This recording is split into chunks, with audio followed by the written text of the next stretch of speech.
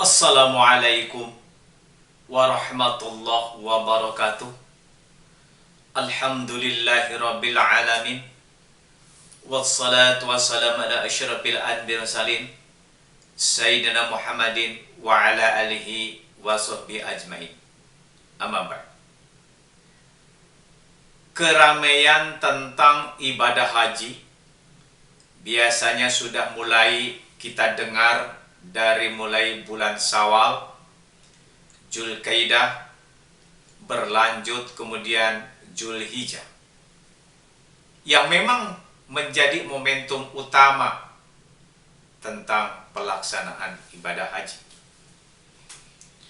Pada tanggal 8 Dzulhijjah, para jemaah persiapan berangkat ke Arafah untuk melaksanakan wukuf di sana. Mari kita doakan saudara-saudara kita yang sedang menempuh perjalanan yang mulia ini, semoga senantiasa mendapat bimbingan dari Allah dan kembali ke tanah air menghasilkan haji yang mabrur, dan kita bisa menyusul berangkat di tahun berikutnya. Di tengah hiruk pikuk orang berangkat ibadah haji itulah orang-orang yang belum mendapat anugerah berangkat haji akan terpacu gairahnya untuk bisa menunaikan rukun Islam yang kelima tersebut. Semangat mereka seolah-olah dipompa kembali agar bisa mengenakan pakaian ihram dan mengitari Ka'bah. Sebuah mimpi dan kehendak yang amat wajar. Kewajiban haji salah satunya tertuang dalam Al-Quran, surat Al-Imran ayat 97. A'udzu billahi minasyaitonir rajim. Bismillahirrahmanirrahim. Walillahi 'alan nas hijjul baiti man istata'a ilaihi sabila. Mengerjakan haji adalah kewajiban manusia terhadap Allah, yaitu bagi orang yang mampu mengadakan perjalanan ke Baitullah. Ayat ini dalam konteks penjelasan tentang kewajiban berhaji bagi yang mampu. Dijelaskan tolak ukur mampu mulai dari segi ekonomi, kesehatan, fisik, transportasi, keamanan, dan lain-lain. Semampu apapun seseorang berhaji, ia mesti memancangkan niatnya di dalam hati secara serius untuk semata-mata karena Allah Subhanahu wa ta'ala.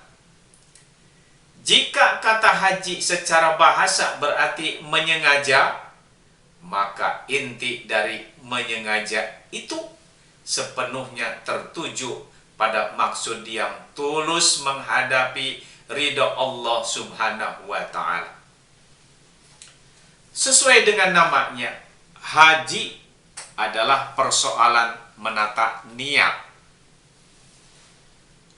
Sebelum hal-hal lain menyangkut ongkos, transport, aktivitas manasik, dan lain-lain, maka niat yang tulus karena Allah Subhanahu wa ta'ala itulah yang utama diperlukan. Bukankah sia-sia belaka membangun istana megah di atas pondasi yang rusak? Secara fikih, ibadah haji mungkin sah, tetapi secara hakiki bisa jadi kropos, baik sejak sebelum berangkat haji, saat berhaji, bahkan setelah kembali berhaji.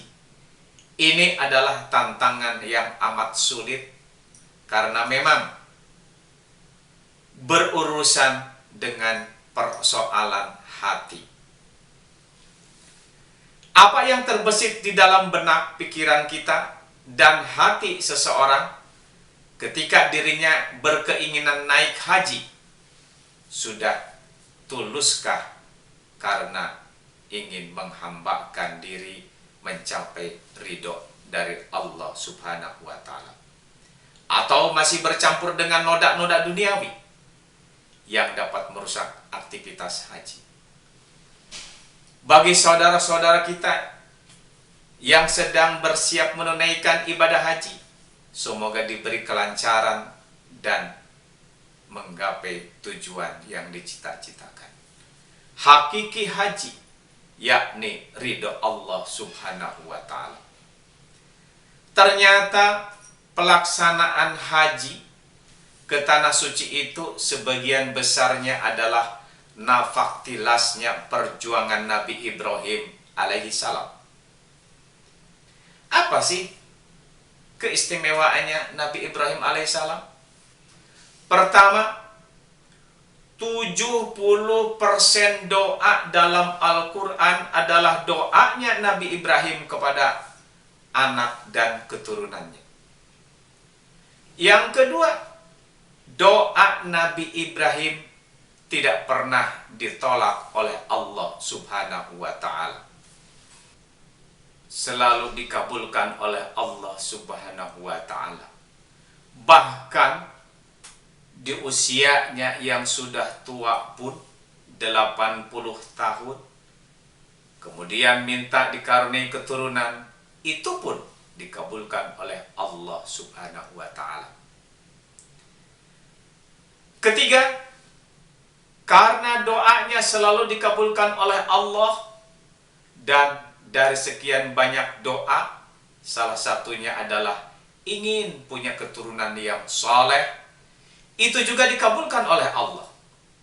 Sehingga dari 25 nabi yang harus kita ketahui, 18 diantaranya adalah keturunan dari anak dan keturunan Ibrahim. Yang keempat, kelebihan Nabi Ibrahim. Banyak riwayat menyebutkan Nabi Ibrahim tidak makan sebelum tamunya datang. Dalam satu kitab Qisasul Anbiya karangan Abu Fida Ismail Ibnu Katsir, halaman 222, Malik menceritakan dari Yahya bin Sa'id bin Musayyad, Ibrahim adalah orang yang pertama kali menyambut tamu, mencukur kumis, memakai celana, dan yang pertama kali melihat uban. Dan ia pernah mengatakan, "Ya Tuhanku, apakah ini?" Allah menjawab, "Yang demikian itu adalah kebesaran." Lalu Ibrahim berkata, "Ya Tuhanku, tambahlah kepadaku kebesaran ini." Yang kelima, rela berkorban dengan dicontohkannya berkorban memotong leher putranya Ismail. Yang keenam, kelebihannya Nabi Ibrahim adalah bisa mempersatukan umat dengan sholat. Umat Islam di dunia ini terdiri dari beberapa mazhab dan aliran. Tetapi ketika sedang menunaikan ibadah haji ke tanah suci, perbedaan itu tidak nampak. Semua kompak dengan ibadah yang sama, dengan cara yang sama, menyembah Tuhan yang sama, memakai pakaian yang sama, menghadap kiblatnya yang sama. Disinilah kelebihannya Nabi Ibrahim bisa mempersatukan umat dengan sholat.